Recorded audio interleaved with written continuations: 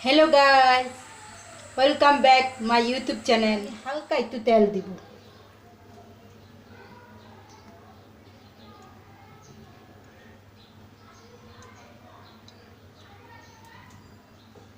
আমি তেল দিলাম। আগেই আমি রসুন বাটা, আদা বাটা, কাঁচামরিচ বাটা, পেঁয়াজ বাটা একসাথে বেটে রেখেছি। আমি আমার পরিমাণ মতো দিয়ে দিচ্ছি।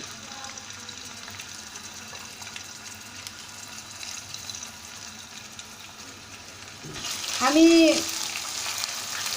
আমার পরিমাণের মতো আমি রান্না করছি। দুইটা মরিচ, কাঁচামরিচ ছেড়ে দিব।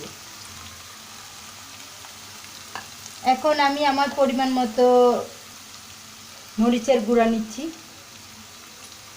মরিচের গুঁড়া আমি বেশি দিব না, কারণ আমি কাঁচা মরিচ বেটে দিয়েছি, এই জন্য ঝাল হয়ে যাবে।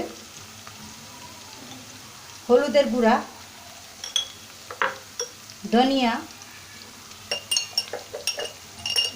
জিরা সব গুঁড়া একসাথে আমি দিলাম। এখন আমি সব একসাথে মিক্স করছি।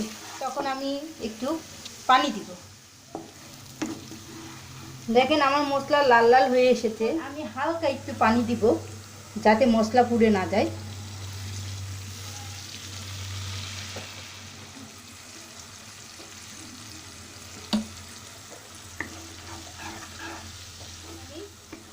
সব কিছু দিয়ে দিব। দেখেন আমার তেল উপরে উঠে এসেছে। এখন আমি টমেটো দিব। টমেটো আমি ঠিক এভাবে কেটে রেখেছি। এখন আমি দিয়ে দিলাম।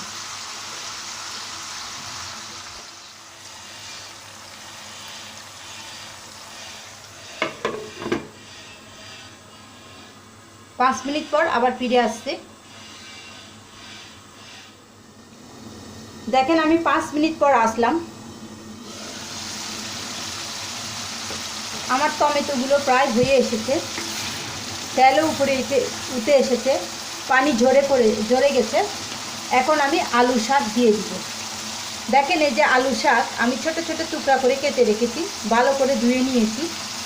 এখন আমি দিয়ে দিলাম।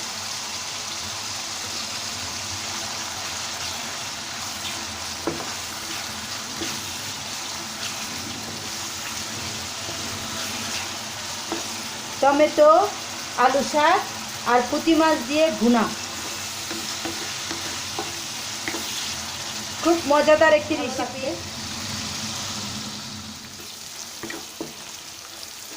দেখেন এগুলো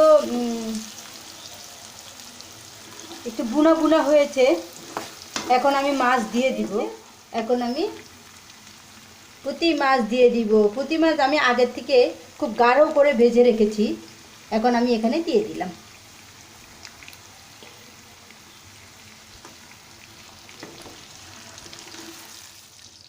আমি 15 মিনিট পর আবার আসবো।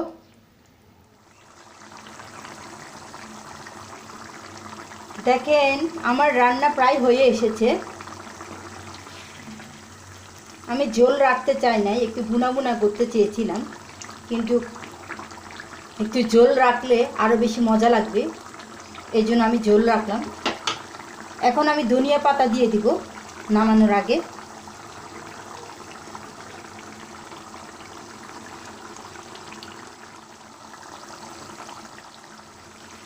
দেখেন দেখতে কেমন হয়েছে, অনেক মজাদার একটি চ্যানেল।